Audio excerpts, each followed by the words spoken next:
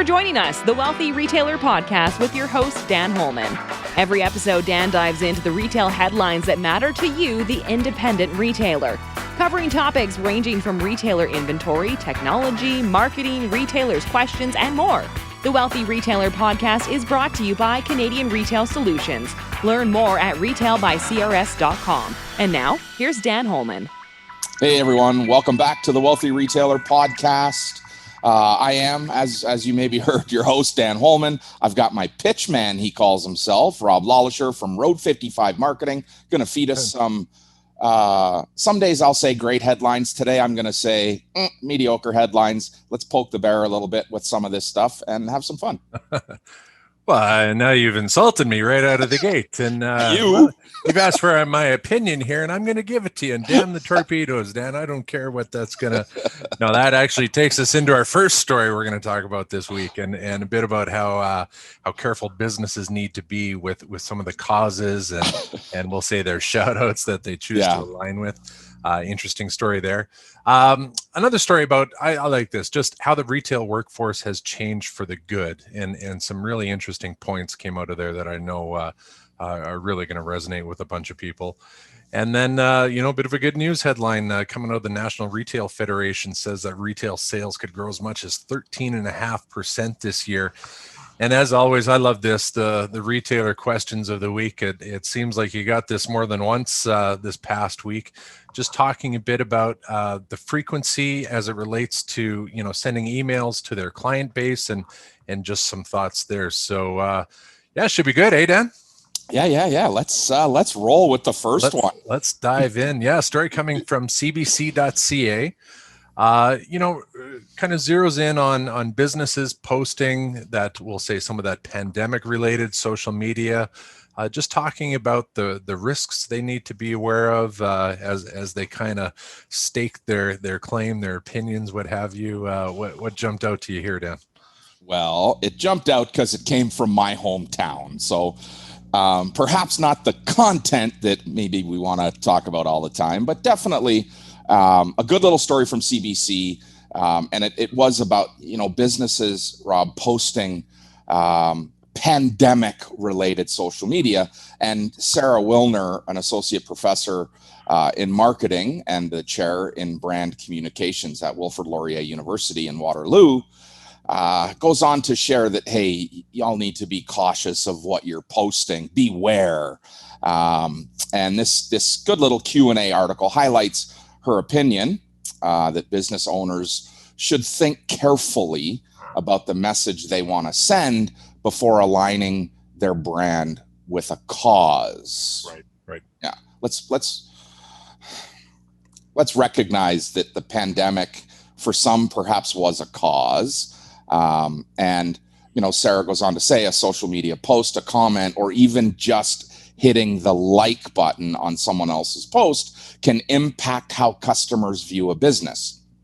And I'll share with you, growing up in retail, Rob, we never really spoke about our political alignments or misalignments, religion, or any other potentially contentious issue that might steer customers away from our stores. We maintained a relatively private life. And there is no such thing anymore. And Sarah's safe, or as some might say, chicken shit approach to standing up for what we believe does not fly at the independent level. In fact, she is, I believe, she's dead wrong about this. Okay. And so were we back in the day as we tried to keep ourselves private and never spoke about things that could potentially be contentious. Today, independent retailers must take a stand for what they believe in, and they have to be comfortable, not just comfortable, but motivated to stand in front of their audience and say, hey, this is what we believe. Now, this whole article, Rob, was foundationally based on the pandemic, right, where we have a pretty solid 60-40 split. Believers, uptickers, and so on. And here, I'm gonna give her a little slam on this. This perspective that comes from a public employee probably varies than that comes from a private employee. As a private, business owner, I am not embarrassed, nor will I ever shy away from telling you what I believe. I think maybe you already know that about me. And I've heard that a few times. So does my audience. My audience, whether it is my inner circle of client relations, my team, my employees, the people that I am influenced by, they know that I will take a stand for what I believe and push them to take a stand for what they believe. And this chicken shit approach to just be cautious, don't hit like on someone that's having an anti-mask rally, or don't promote the fact that you're opening your doors against public health restrictions. Well, if that's what you're doing, I guarantee you're going to have a following, right? And isn't it in marketing, Rob, or in public relations? We don't care what they're saying as long as they're saying. Well, there's to spell my name right. Don't I want people to talk about me? Now, yes, I'm going to have the bashers, the naysayers, the Karens in the retail world. We maybe call them the Karens of the world. That aren't my frickin' customer anyways, that are going to badmouth me or say to me, I'll never shop with your store. Well, we've got a pretty good example just here in St. Albert when a retailer stands up and says, no, you cannot come into my business and tell me what to do. And what that did for him and their business, and how that community that does follow him, that does believe in him, rallied and supported his business stronger than they had in the past. By saying, hey, we appreciate the fact that you're standing up for yourself, that you're trying to feed your kids, that, you're trying to put food on the table here. And someone at some higher level of comfort is telling you you're not allowed to do that. And this marketing approach to, oh my gosh, be cautious about what you say, what you like, and what you do, isn't really the authentic store that I want to shop in. As business owners and leaders in our community, we need to stand up, be authentic, and be outspoken. We need to be outspoken about our belief system. Otherwise, Rob, aren't we liars? Are we liars that can't be trusted? And do we really want to buy and shop with people we don't trust? Do you think it comes from a place of like, look, if you're just trying to not divide your audience, and you're just trying to don't go there. However, if you do go there, know that you're definitely you'll find supporters in whatever that message is there, and especially in today's polarized world, right? It will strengthen one side, but be prepared to in some, I don't know if it's suffers the right word, or you're going to reap what you sow, and you always reap what you sow. Yeah, you're right, Rob. And I think, I'm not saying let's get out there on every crazy, right side, left side issue and take a stand. I'm saying don't be afraid. Don't be misguided by this person that is probably disproportionately molding the minds of young marketing, wannabes at university or Wilfrid Laurier University. You need to take a stand. And if her perspective is coming from the big retail world, and she believes that the big retail world has some economic power in your community, then, she is so dead wrong. Yeah. As an independent business in this community, we are the drivers. Small business in a community are the drivers in the community, right? It's not big retail. Yeah. Big retail pays, in some cases, a fair wage to the employee. Not necessarily a living wage, I guess, but they're paying, we'll talk about wages a little later, but they're paying a wage to the people that live in the community. They're not dumping resource back into this community the way the small business does. When you think of this conversation looking ahead, Dan, we'll say, let's just put the COVID thing into one kind of special category. Back to your earlier comment of don't talk politics and religion. Remove COVID. Looking ahead, do you think retailers should be more pronounced in their beliefs and whatever that might be? Yeah, Rob, I do believe that you do need to stand up. And I think you gather a stronger following by demonstrating who and what you are. right? And if you're the wrong person, if you're the wrong public, person for your business, then shut up, don't put up. Yeah. Right? But if you are your customer, that's how you align yourself with them. Right? I mean, here we are faced with this why in the road, man. Do I support big business? Do I support, Amazon now cresting 1 million employees? Or, do I go and support a local independent retailer that really makes a difference in my business, that actually believes the way I believe? Yep. Does Amazon believe the way we believe? I'm not sure about that. I'm not sure that any big retailer thinks like the small, independently operated business thinks. Never mind retail, cast retail aside. Every small business, is that how, big guys think? Is that how big guys give back? No, it's not. So stand up for yourself. Okay, no, appreciate your thoughts on that story. And let's segue that into our next story coming out of morningbrew.com, actually into the Retail Brew newsletter. They talk about how the retail workforce has changed for the good. So yeah, what were some of the good things that jumped out here that you feel the changes, they're here, we've got to gravitate to them, and we've got to really wrangle them and run with it now? Well, this heavily weighted article out of Retail Brew, heavily weighted towards enterprise retail, right, does a great job of defining some of the advantages that the indie retailer has today. It's been hammered home, for us in the past 14 months. The pandemic has forever changed retail. There's curbside pickup, self-checkout, e-com fulfillment, and the list goes on and on and on and on. But these innovations have done more than speed up delivery time. They've changed the role of being a retail worker. And that retail worker is no longer solely tasked with operating a cash register or stocking shelves, which, by the way, isn't really the reality for an indie retailer. Anyway, but just listen to this. Click and collect hit $72 billion with a B dollars in 2020.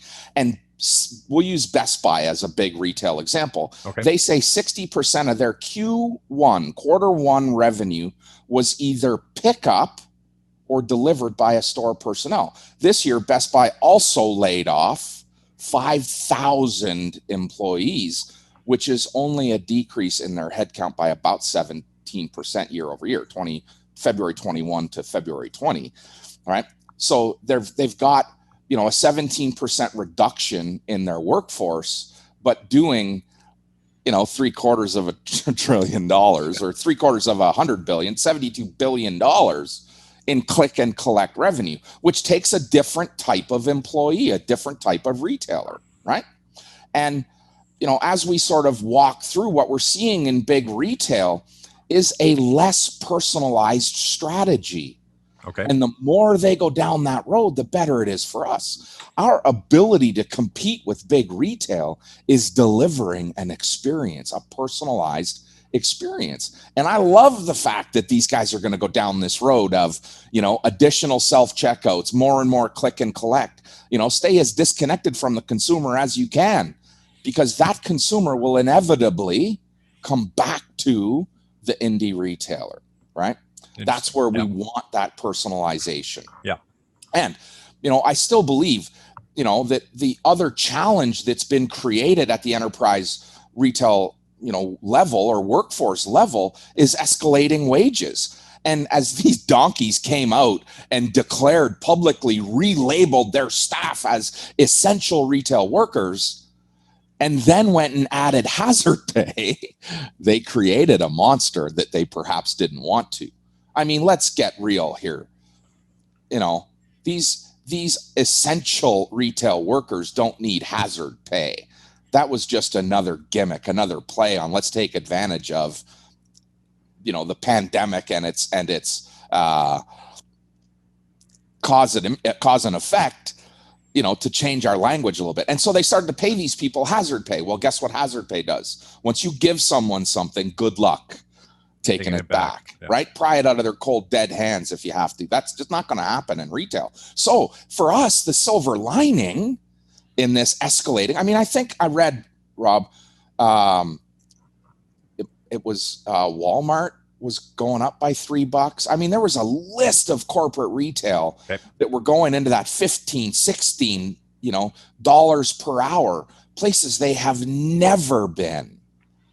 And so what does that mean for us? Well, if their cost of labor is going to go up, you can be damn sure they're not letting profits go down. So that means margins are going to go up, right? So the silver lining here in seeing a shifting retail workforce, someone that I have to pay at corporate level, I'm paying a little more money.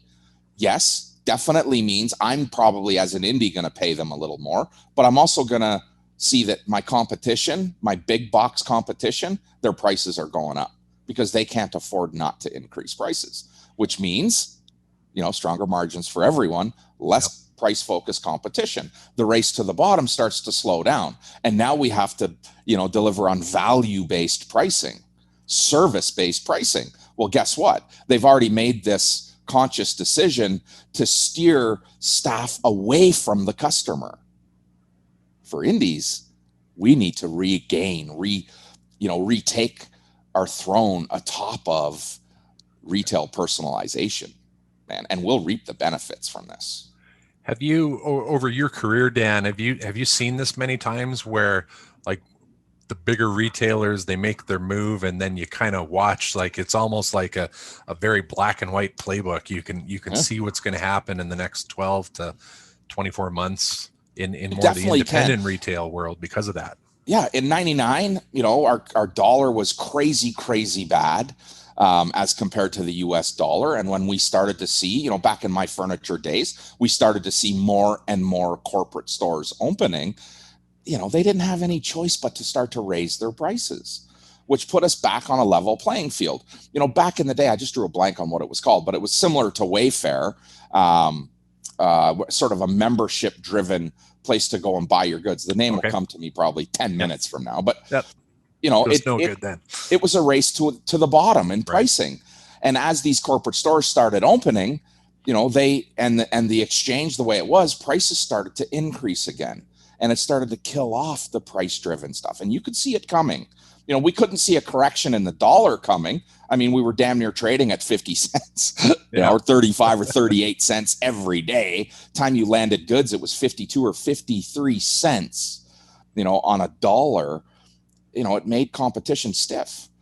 It made operating difficult. And we could see that coming. And I think when we take a step back and look, Rob, at the data, at pure numbers, statistical numbers, we can see the path that everyone is on, right? When we look objectively, we can see incoming trends or upcoming trends. We can start to see price changing. Look at what's happening in the wages right now. We have fought to have more influence over how much we pay for people. And, we've got our political leaders advocating to pay our retail to raise minimum wage, which for a long time, retail fit the minimum wage category, but at the big box level, not always at the indie level. At the big box level, it was that way. And it had started to change. And we saw that happening 2 years ago where, they were coming out and saying, hey, we're gonna have to pay our people a little bit more money. But in doing that, they reduced their labor force, which meant people were having to do more to get more. They were being paid more, but they were doing more work. And that was in this article as well. It was really well spelled out where, now we're asking people to do a whole hell of a lot more than they ever did before. And we have to pay them for that. Well, do we have to pay them to do more? I don't know. If we live in a pay for performance world, then we're happy to pay them more for them doing more. So the answer is you see a lot of opportunity coming out of a story like this there is, and you got to scrape through some of the bullshit to say, hey, wait a minute, if this is what's going to happen at big retail, how's it going to impact me? Right? Every day, retailers are fighting for price equality. That doesn't happen. And if corporate retail has to raise their prices, we're going to benefit from that. This podcast is brought to you by Canadian Retail Solutions. We've been empowering retailers across North America for 30 years with the latest in point-of-sale technology, best-in-class support, merchandise intelligence with open-to-buy planning, and much more. CRS has the retail solution to help take your retail business to the next level of success. Visit retailbycrs.com to learn more. Remember, Canadian Retail Solutions exists to help make you, the independent retailer, better. Okay, Dan, let's keep rolling on this. Things looking up down the road here. The old line, the rumors of my death have been greatly exaggerated. Story coming out of retaildive.com just talks about the NRF saying that retail sales could grow as much as 13.5% this year. This new estimate far exceeds their February projection.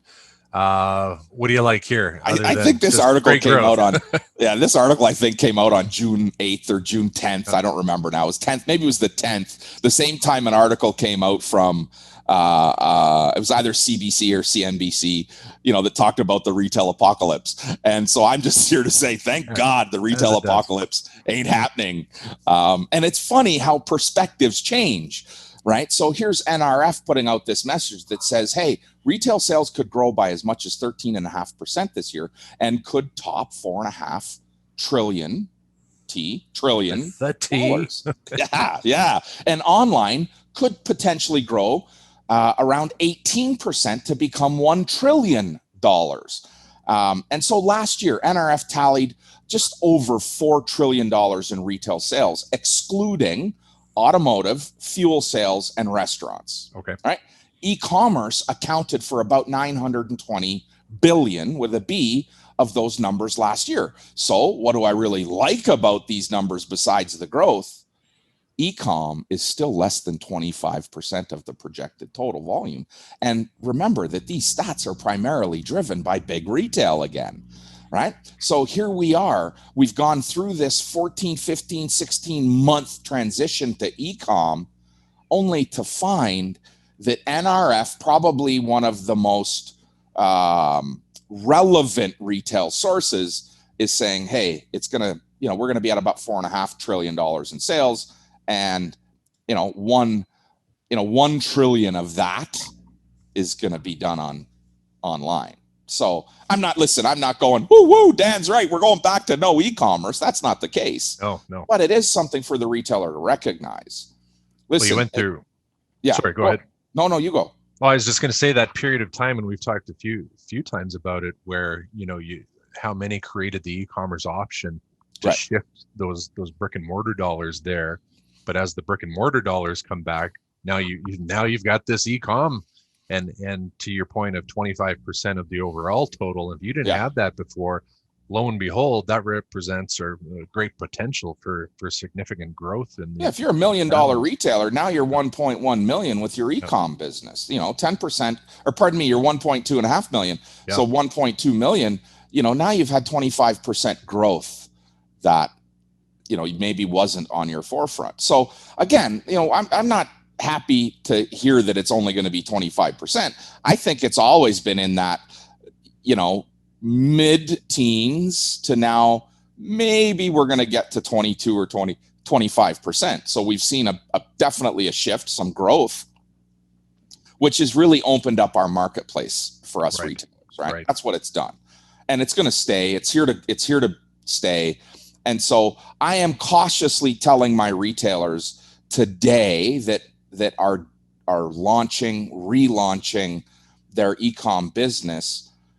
It is a requirement, yes, but be cautious about how much you dump into that. Let's take a $500,000 retailer that's going to do 10% of her volume online. That's only $50,000. Does it really make sense to dump 10, 12, or $15,000 into building an e-com store? Right. To generate, remember, cost of goods is half of what we sell, right? So in my first year, I'm going to generate $25,000 in cash margin if I'm lucky, and I'm going to spend 15 of that on building my e-com. Does that make sense? And it probably dominoes like just, your staff resources, some of your marketing budget, and like even your thought process, where all of a sudden you wake up one morning and the old 80-20 rule that I'm spending 80% of my time on something that's only creating 20% of my overall. So so for me, Rob, I believe that the mistake we're making is looking at e-com as a small percentage of our total business. E-com is a separate business. E-com is a separate store. And I've talked about that over and over and over again. You can't think that you're just simply augmenting what you're doing today. While it does augment revenue, it takes a cost structure to drive that business, the same as it does your brick and mortar store. It perhaps takes a different worker, a different type of employee, but it still has to be driven, right? There is no freedom. There's no freebies. I turned on a site and here comes the revenue. Woo. It's not really the way it's going to work. It's got to be. I never forgot that line from many years ago, that treat your e-commerce site like it's your second location 100 miles down the road. Yep. And when you go at it with that framework, it's probably going to get the the commitment, attention. It needs. The attention. Exactly. And you're right. You are 100% right. It needs to be treated like a separate location. And we've lived in this gotta have zone that has created a level of comfortability, right? There is some comfort in that gotta have, that I gotta have it and it's generating some revenue and I had to do it and now it's done. And and now as retail starts to open back up, look in Canada, we're now starting to see Toronto, the greater Ontario areas, reopen and welcoming people back into their stores. And there's a significant pent up demand in that province. People are going to rush back to stores. There will be lineups at the stores as they reopen. We saw it last year when the stores reopened. People lined up to get in. I mean, hell, you see it at stores here in town that are still struggling with capacity. And so there is going to be this push back into brick and mortar. That doesn't mean an abandonment of e-com. It means that it has to be treated like it's its own business, to your point. And it is your third, second, fourth, fifth, 10th location. It's its own location, measured separately, financed separately, separate benchmarks, driven separately. So anyway. Booyah. Awesome. Okay, Dan, I think independent retailers all over North America, some it keeps them up at night. They got questions burning in their brains, and you give them this outlet to send me those questions, and you got a good one. As you said, it seems like more than one retailer popped this question this week. What came in the old mailbox? Well, I had a different question planned for today, but this question came from a retailer earlier this week, like Monday this week. It was really simple. Hey, Dan, how often should I be sending an email to my client base? Well, then this morning, I'm on a call with a client, Sweet Elizabeth Jane, with Tammy at Sweet Elizabeth Jane in Maryland. And she kind of asked the same question. And so I thought, all right, that's two. So I get two people asking the same question. We're going to answer, because if there's two, there's 10 more. There we go. And so here we are. You have this opportunity. We talked about this lots and lots of times in the past, Rob, about who owns your social audience, right? Zuckerberg or ByteDance or, someone else Google owns that audience, and how you're portrayed, how you are presented in front of that audience, that you don't get to control it. No matter how much you spend on Facebook marketing, you don't control that audience. They do. And so the way that you do start to control audience is by having direct communication. And for us, that starts with the old school newsletter, new school weekly email or biweekly or whatever your cadence is, but it is an email. It's a direct communication that should in some form be personalized. And so Tammy said, I'm working with someone and they think I should send 2 a week. What do you think? And I, of course, paused, that let my body language tell her I disagreed. I don't agree with twice a week for a small retailer. I agree with once a week. And the thing with twice a week is that's a shitload of content that you've got to be creating. Yeah. And let's go back to your 80-20. Are you going to spend 80% of your resources to perhaps get 20% output? No, that's not smart. We've got to sort of level that playing field, and communicating via email with your retailer once a week can be impactful. It doesn't need to be more than that. Yep. And I can tell you, how many times people are unsubscribing from daily emails. I mean, right now, Microsoft, Microsoft and Google, probably two of the largest mail managers in our world, quarantine daily emails as a rule. You have to create an exception to the rule to get those emails, right? I mean, good, relevant emails that I get every single morning, like one of my favorites, Retail Insider, get it every morning. Well, every morning it lands in the junk mail. Gotcha. Yeah. Microsoft saying, hey, wait a minute, that's got to be spam. They're sending you an email every single day. Yeah. Right? And so think about being a spammer as an indie retailer. That's not what you want to be. You want to be informative. We talked about this last week or the week before. I don't remember how long ago. We talked about, what customers want from you when we talked about loyalty and loyalty programs, Rob. What they want from you is a personalized offer. And a single email a week allows you to create something that is somewhat personal to that audience. They are your captured audience. They are members of your club, whatever that club is. Right? There you Every go. retailer should have a club that is the definement of their email campaign. And it needs to be a campaign. And it should, in fact, have at some level drip to it. That if someone clicks on a certain product, that you're storing that information and then having the ability to send something more personalized to them. And every one of these platforms that we use, Constant Contact, Klaviyo, MailChimp, they all have segregation and they all have segmentation in them that allow you to create drip campaigns. And so I said to Tammy, I think it's once a week. And I think it's good content once a week, ever-changing content once a week in the same template, in the same form. Right? I want to see, Totally. I want some rhythm. I want some, systematic delivery of that. It comes out at the same time, the same day, same agenda, right? Every single week. You change the body, you change the content, focus on what your customer wants to see from you, and send it once a week at the time she is going to read it. So let's just talk about when they should be sent. Let me just, again, here I am. I think I did this to you last week too. Me telling the marketing guru how to do some marketing here. Well, when you get into the perfect times of the week, I'm open to suggestions of it. I think you'll see a little bit of everything. Yeah. You have to know your audience, right? And remember what we talked about with Zulily several weeks ago, with TikTok, the Facebook, and the mixtape. The 3 a.m. ads. Right. And knowing when to send something, when she's going to read it. If you think sending her an email at 1 o'clock on Tuesday afternoon is going to work, well, then you should also try 7 o'clock or 9 o'clock Tuesday night, right? Think about when your audience is there consuming. From looking at your website, looking at your newsletters when you send them, when they get opened. How quickly they get opened from the time they land in someone's inbox until they get opened, right? So CRS, we send our Wealthy Retailer newsletter Friday morning, 6 o'clock Eastern, right? Yep. And we know by looking at our opens, how many people open it when it lands in their inbox and how many people don't open it for hours. Right. And then, of course, the ones that don't ever open it. Yep. Right. We know that we should be sending emails. The frequency of your emails should really be dependent on your unsubscribe rate.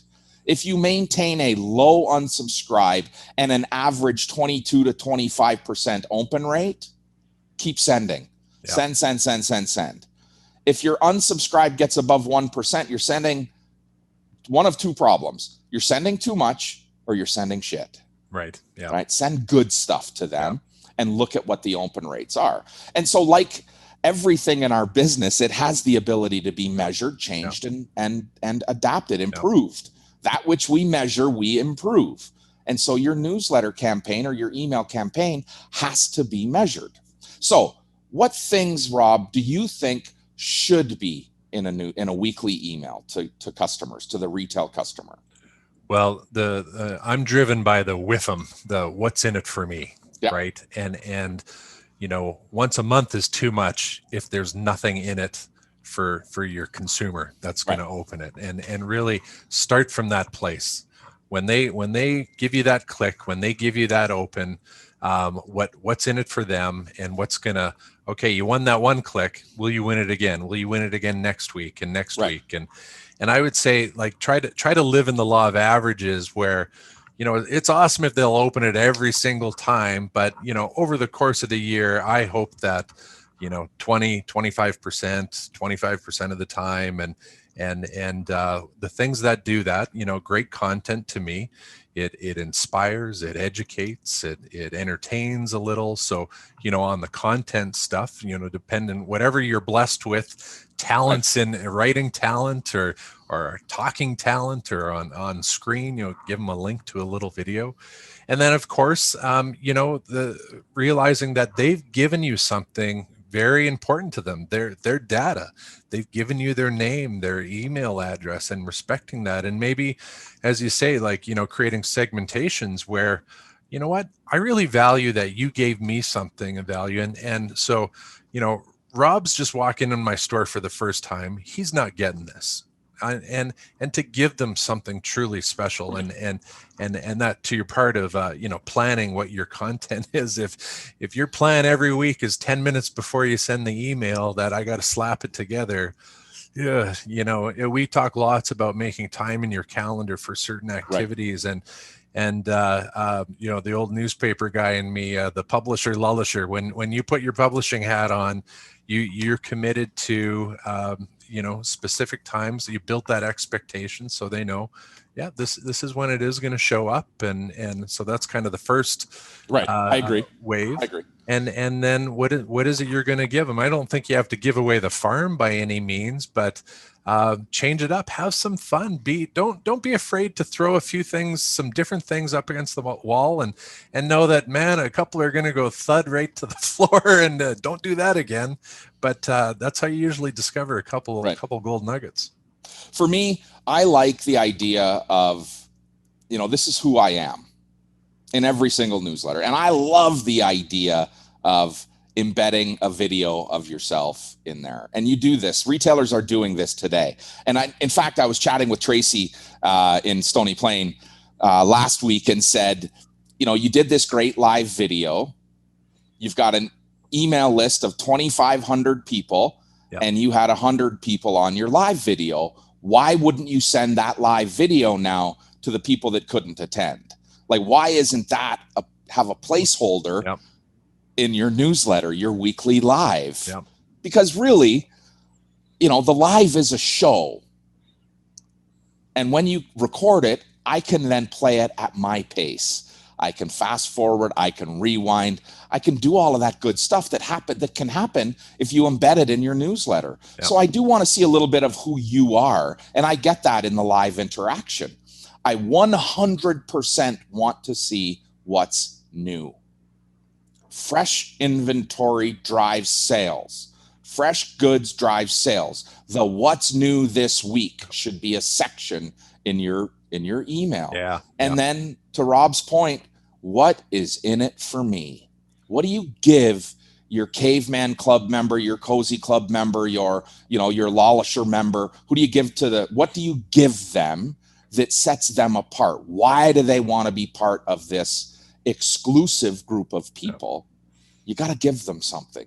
And that might be a token. It might be a gift. It might be a one-time discount. It might be a bounce back coupon. It could be a referral. It can be anything that gives before you ever ask them for something. Here you go, right? Listen, we're coming up to market season. Do yourself a favor. Go and spend 10 minutes in a pool trade show or at Off Price and buy a shitload of really inexpensive gifts that you can give people. Just as a gift. Spend, $500 on gifts to give customers. Figure out a way to gift it to them in your newsletter. And in your email, you'll get better traction. This whole purpose of creating this email content is to get them to walk through your door. right? Physical or virtual. I love the point about tell them what's new when you think of you created value out of something that has no cost really right to you, but there's a great example of something that they'd appreciate that, and I would make sure that you're the first to know. Right. And if they see your Facebook post from yesterday with the same thing, I'm telling you right now, you just lost the faith of that, well, this is bullshit. They're telling everyone, not so special anymore. Right. But yeah, I love that. That section of the email has to be exclusive, that we don't just throw it out there for everybody, that it only goes to that subscriber. And I use that word, subscriber. They have subscribed to you. Yep. You've got to give them what they're looking for, right?